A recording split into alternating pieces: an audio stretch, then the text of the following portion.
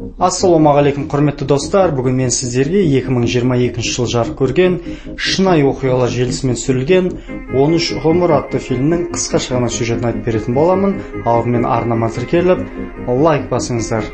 Кеттік ендеше. 2018 жылы Таиландтың Чанграй провинциясындағы жасөспірімдер футбол құрамасы өз жаттығуларын өткізіп, болған соң бір-бір тағамнан алып жеуге кіріседі. Содан ішіндегі біреуінің туған күні екен. Тойламастан бұрын үңгірге барып келейік деп келіседі. Жаттықтырушысы да сендермен барамын деп барлығы белсебеттеріне отырып жол тартады. Бір таудың етегіндегі үңгірге келіп ішке кіріп кетеді. Фонарларын жағып, ойнап күліп келе жатады. 800 метрге жетіп қалады. Солай күн бұлттанып, жаңбыр жауа бастайды. Балалар ары кете береді. Бір жерден су ағып жатады. Туған күнге жиналған ата-аналар балалардың үңгірге кеткенін біліп, қайтарда олар су болады ғой, алып қайтпаймыз ба деп бәрі сыртқа шығады. Көліктермен жетіп келіп, кіреберістегі белсебеттерді көреді. Іштен екі адам шығып, ары қарай болмайды, су басып қалды деп тоқтатады. Билікке қоңырау шалып ескерттік дейді. Қала әкімі де көлігіне отырып сол жерге келеді. Құтқарушылар жұмыстарына кірісуге дайындалып жатады. Жақын маңайда тұратын бір адам үңгірдің картасын сызып әкеледі. Құтқарушылар ішке кіріп жүрген жерлерін жол тастап жіпті тартады. Ата-аналар уайымдап күтіп тұрады. Біраздан кейін құтқарушылар келе жатыр дейді. Біреуі жарақат алған екен. Біз таба алмадық, су басқан аумаққа түсіп қалдық, ештеңе көрінбейді. Ата-аналар жылай бастайды. Екінші күні билік 100-ден аса мемлекеттік мекемелерді қатыстырады. Еріктілерді қосылады. Сорғымен суды шығарып жатады. Кейін су бойынша инженер ерікті тауды жақсы білетін адамға келіп, маған тауды көрсетіңіз, ішке кіріп жатқан сулардың арнасын бұрамын деп екеуі келіседі. Ол оны бір жерге алып келеді. Мұндай жерлер көп дейді. Англияда Рик есімді сүңгуірге Джон атты досы хабарласып, Таиландтың үкіметі құтқарушы сүңгуірлерге сұраныс жіберген, біз тізімдеміз деп жеткізеді. Бүкіл әлемнен еріктілер қатысады. Рик пен Джон да келеді. Бөлмелеріне заттарын алып кіріп, киімдерін киіп, үңгірге жол тартады. Жақындағанда оларды кіргізбей қояды. Нас прислало правительство Таиланда, чтобы помочь. Пещера затоплена. Этих мужчин вы запрашивали. Я назвал губернатору их имена. Течение в пещере их убьет. Нет. Они проводили работы в пещерах по всему миру. Они просто не хотят, чтобы иностранцы умерли в пещере. Ударить по имиджу. Мы не умрем. Если за ними послал губернатор, ныряйте. Спасибо. Жаймен келе жатады. Кіреберістен 800 метрде орналасқан үшінші бөлікке жетеді. Суға түсіп, жүріп, тар жерден өтеді. Кейін суға кіріп, тартылған жіппен келе береді. 900 метрге келгенде туннелден өтеді. 3 сағат 50 минут өткенде 1600 метр жерде орналасқан Т тәрізді жол айрығына жетеді. Бетіне шығады. Су қатты ағып жатқанын көреміз. Қарап шығайық деп қайта кіреді. Келе жатып қатты ағыс тастарды итеріп, жолды жауып қалады. Артқа қайтайық деп кетеді. Басындағы жерге келсе, бір адам сорғының қасына қалып кетеді. Су толып, жол жабылып қалған. Оған оттегіні беріп, масканы кигізіп, суға басын салып көреді. Солай оны алып шығуға кіріседі. Әлгі адам қорқып, сасқалақтап, жоғары шықпақшы болады. Басын тасқа ұрады. Оны қайта алып, екінші жаққа шығады. Тыныштал дейді. Құтқарыңдар деп көмек шақырады. Судан шығып, оларды әкім күтіп алады. Менің рұқсатымсыз енді кірмеңіздер деп кетеді. Капитанның бұрынғы қызметкері Саман көмекке келеді, оны таныстырады. Солай әкім бәрін жинап ақылдасады. Қашан кіреміз деп сұрайды. Капитан жаңбыр тоқтасын, сол кезде деп жауап қатады. Сонда Джон мен Рик біз қазір кіре аламыз дегенде әкім жаңбыр тоқтасын деп рұқсат бермейді. 8-ші күні әкім тау жақтағы адамдарға келіп жігітпен сөйлеседі. Су таудан, яғни жоғарыдан ағып жатыр. Сол жырықтардан, тесіктерден ағатын судың ағысын бұрып, судың ағуын азайтуға тырысамыз дейді. Бірақ бәрінің өзінің құны бар деп егіншілерге келеді. Олардан суды егін алқабына ағызуға рұқсат сұрайды. Олар ақылдасып, егер балаларға көмек берсе деп келісімін береді. Құбырларды тартып, суды егінге қарай ағыза бастайды. Жауын тоқтағанда әкім капитанға келіп, қашан барасыңдар деп сұрайды. Сонда капитанның жауабы: Чтобы вода отступила, нужно не менее суток. Британские водолазы готовы к работе. Думаю, слишком рискованно впускать их сейчас. Их считают одними из лучших в мире в дайвинге в таких условиях. Используем их как разведчиков. А там посмотрим. Жол айрықты жүзіп өтсеңдер, видеоға түсіресіңдер дейді. Ішке кіреді. жол айрыққа жетеді. Біткен жіпке көк жіпті жалғап, тастарды итеріп, жол ашып өтеді. Паттайя бич деген жерге келіп, видеоға түсіреді. Ей деп шақырып көреді. Ешқандай жауап болмаған соң, денелерді іздейміз деп суға кіреді. Тар жерлерден өтеді. Тағы ашық жерге келеді. Жіптері бітуге таяу қалады. Келе жатып шамдардың жанғанын көріп, олар осында деп видеоға түсіре бастайды. Араларында біреуі азын-аулақ ағылшынша тіл білетінмен сөйлеседі. Солай 13 балада тірі болып шығады. Қазір шықсақ бола ма деген сұрағына, жоқ, әлі емес, ертең келеміз деп Джон оларды үміттендіреді. Қарнымыз ашты деп ішін көрсетеді. Әрқайсысын видеоға түсіреді. Біз оларды таптық деп келеді. Бұл хабарды естіп қуанады. Бәрі видеосын көреді. Капитан дереу әкімге келіп хабарды жеткізеді. Халық қуана бастайды. Оларды қошеметтеп қарсы алып, журналистер де жүгіріп келеді. Балаларды жаңалықтардан көрсетіп жатады. Әкім келеді, бірақ Рик оларға: Мы нашли мальчиков. Теперь посмотрим, как они умирают. Я просто говорю, как есть. Эти мальчики никогда не выйдут. Никогда. Дело не в ваших водолазах. Мы вытащили человека во время первого погружения, и он запаниковал. Почти утонул. А это было очень короткое плавание.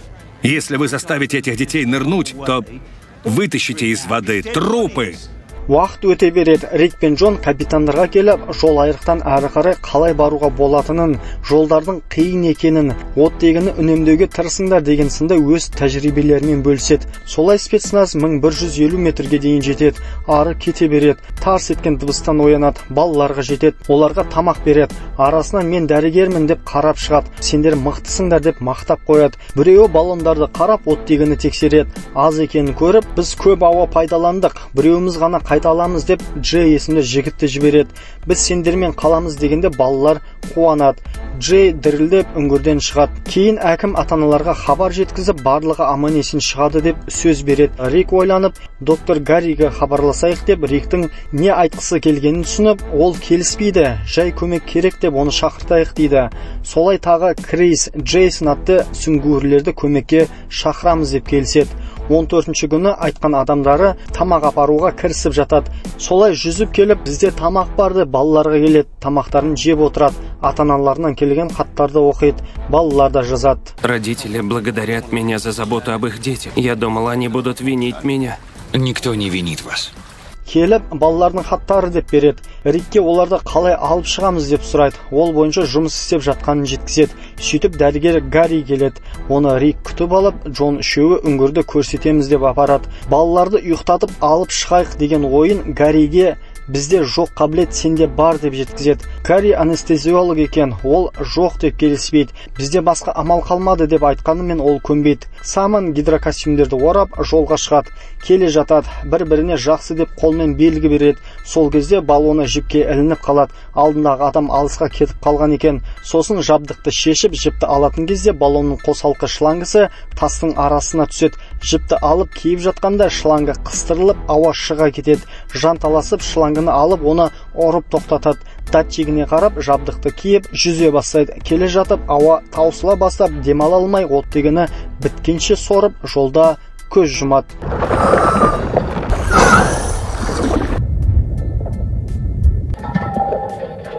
Содан Гарри Рик айтқан ойын өзіне айтады. Кейін әкімге айтып түсіндіреді, бірақ шығын, яғни адам өлімін бәрібір күтеміз деп болжайды. Мұндай тәжірибені әлем бойынша ешкім жасамағанын жеткізеді. Содан әкім министрге жеткізіп, ол келіп өз рұқсатын беріп кетеді. Бұл туралы ешкім білмеу керек, тіпті ата-анасына дейін деп әкім шығып кетеді.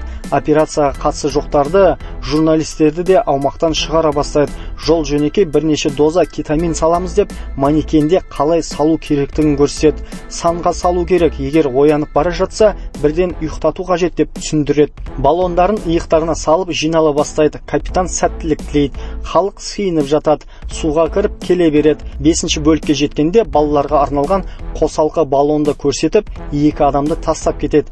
Паттайяға жеткенде Рик, мен осында қаламын. Бір бала ұзақ жол жүріп болғанда мен есеппен келемін. Егер болмай қалған жағдайда қалғандарын шығармастан бұрын білуіміз керек дейді. Егер болып жатса, ары қарай жасай береміз. Басқалары кіріп кетеді, балаларға жетеді. Құтқаратын уақыт келді. Бүгін 4 адамды алып кетеміз деп айтады. балалар естіп қуанып кетеді. Чай есімді бірінші балаға масканы кигізіп көреді, бірақ ол үлкен болады. Кейін шақ келетін маска аламыз, бәрі жақсы болады дейді. Екінші баланы киіндіруге кіріседі, оған дәрі ішкізеді. Костюмді кигізіп, бала қорқып айтқандарын істейді, қолдарын байлайды. Оның көздері жұмыла бастағандай болады. Гарриге келеді. Ол сөзбен айналдырып, футболдан әлем біріншілігі туралы айтып жатып, уколды салады. Әңгіме айтып, тағы екіншісін салады. Бала ұйқыға кетеді. Маска тағып суға жатқызады. Алдына баллонды қыстырады. Тынысын тексеріңдер деп суға қаратады. Уайымдап қарап отырады. Сәлден соң ауа шығады. Бәрі жақсы деп аяқтары мен қолдарын байлайды. Арқасынан ұстап суға кетеді. Сөйтіп Рик жаққа келеді. Оның тынысы жақсы деп ары қарай кетеді. Рик болса балаларға қарай бет алады. Гарри кезекті балаға әңгімесін айтып, инесін салып жатады. Оның да тынысын тексереді. Мына жақтан Рик келеді. Сол кезде екінші баланы алып кетеді. Бірінші баланың көздері тарта бастайды. Ашық жерге келгенде Джейсон шприцті аламын деп түсіріп алады. Баланың көзі ашылады. Шприцті іздейді. Жерде сипалап жүріп, тауып алып, шығып балаға салады. Көздері қайта жұмылады. Ол кезде үшінші баланы тексеріп жіберіп жатады. Джон болса екінші баламен бесінші бөлікке келеді. Джейсон өтті ме деп сұрайды. Ол өтіп кетті дейді. Содан баланың маскасын ашып, көтеріп өткізіп, уколды салады. Жатқызып көргенде демалмай жатыр деп қайта бұрады. Сонда Деннің дауысын естіп, демалып жатыр деп маскасын киіп, қайта суға айналдырады. Қарап тыныс алмай жатыр деп арт қаратады.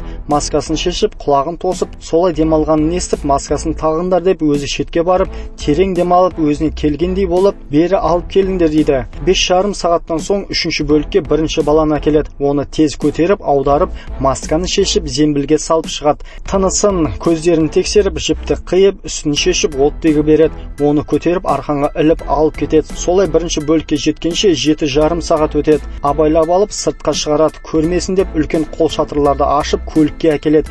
Көлікпен тікұшаққа салып алып кетеді. Солай екінші баланы да алып шығады. Үшінші бала жолда аяқтары тастың арасынан шықпай, оны шығарып алға жүзеді. Сонымен оны да алып келеді. Келгендер бір бөлмеге жинала бастайды. Қалдарын сұрастырады. Төртінші баламен Рик те шығады. Шапалақтап қарсы алады. Артынша Гарри де келіп, барлығы жақсы екенін естіп қуанады. 17-ші күні қайта кетеді. Әдеттегідей Гарри әңгімесін айтып, уколын салып, балаларды дайындап суға кіреді. Тауда судың арнасын бұру жұмыстары жүріп жатады. Құбырлар жетпегенде бамбукты кесіп пайдаланады. Сөйтіп екі баланы алып шығады. Ата-аналар уайымдап жаңалықты қарап тұрады. Тағы да жауын-шашын күтілуде деп хабарлайды. Бұлттар үйіріледі. Бангкоктан чай үшін маска келді деп көрсетеді. Шақ келгені жақсы деп айтып отқанда жаңбыр жауа бастайды. Үңгірге де су ағылады. 18-ші күні жиналып шығып, кіреберіске келіп, судың көп екенін көріп, бір-біріне қарайды. Жақсы, істеп тастайық деп тәуекелге бел буады. Соңғы баланы дайындап, келмей қалған масканы кигізіп, бұдан артық қыса алмаймын. Қазір шығармасақ кеш болады. Керек болса қолмен ұстап тұрамын деп оны алып кетеді. Ең соңында кезек әлсіреген жаттықтырушыға келеді. Жолда масканы ұстап келе жатады. Жаттықтырушыны алып кетеді. Крис келе жатып, қолын ауыстырамын деп қолы тайып кетеді. Салмақпен астына тартады. Жіпке жете алмайды. Жерді сипалап, кабель тауып алады. Сонымен ашық жерге келеді.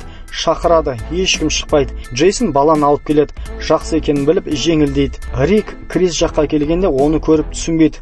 Рик көргеніне қуанышты екенін айтып, қайда екенімді білмеймін деп қобалжып отырады. Сен 4-ші бөліктесің, жақсы жұмыс деп оны жігерлендіруге тырысады. Гаррилер келе жатыр, оларды күт, оның айтқанын бәрін істе деп кетеді. Крис жақсы деп қобалжып отырады. Рик те жаттықтырушыны алып келеді. Жеңілдеп суға жатады. Уайымдап отқанда Гарри де кеп қалады. Баланың жағдайын сұрап, тағы да укол жасайық деп салып, Кристің түріне қарап, ары қарай мен апарайын, қалай қарайсың? Жақсы деп келіседі. Үшеуі күтіп отқанда Гарри шығады. Секіріп күтіп алып Кристі сұрайды. Артымнан келе жатыр деп оны уайымдап күтіп тұрады. Біраздан кейін Кристі шығады. Қуанып кетеді. Су көбейе береді. Жолда тастар құлап, сарбаздар қиын жағдайға душар болады. Бір сорғыда істен шығып атқылап адамды итеріп жібереді.